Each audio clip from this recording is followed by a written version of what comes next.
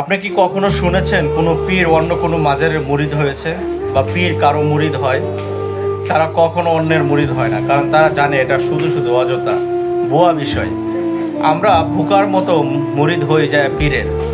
আমরা অসুস্থ হলে মাজারে যাই, অথচ পীর অসুস্থ হলে ভালো অত্যাধুনিক হাসপাতালে যায়, ভালো চিকিৎসা গ্রহণ করে। আর আপনি অসুস্থ হলে যাচ্ছেন মাজারে।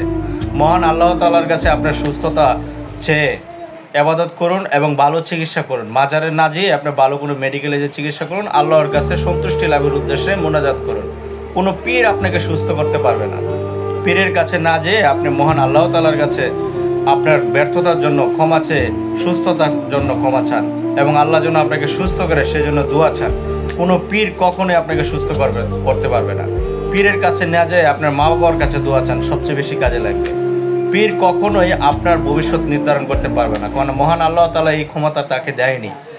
কোনো পীরের ভক্ত না হয়ে আপনি কোনো ভালো একটা মসজিদের ইমাম সাহেবের ভক্ত হন, সে আপনাকে সবসময় দেখাবে ইসলামের পথ, সবসময় দেখাবে দ্বীনের পথ। কখনোই আপনাকে বলবে না আপনি কোনো পীরের ভক্ত হন। কোনো মসজিদের ইমাম সাহেব কখনো যায় কোনো পীরের ভক্ত হয় না। সুতরাং আমরা জানি কোনো পীর কখনোই কোনো মাজারে টাকা দান করে না। কারণ কি জানেন?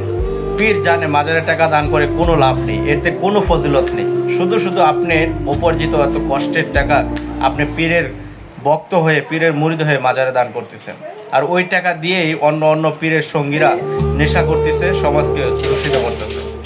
আশা করি ভিডিওটা কাজে লাগবে, সবাইকে ছড়িয়ে দেন। ধন্যবাদ।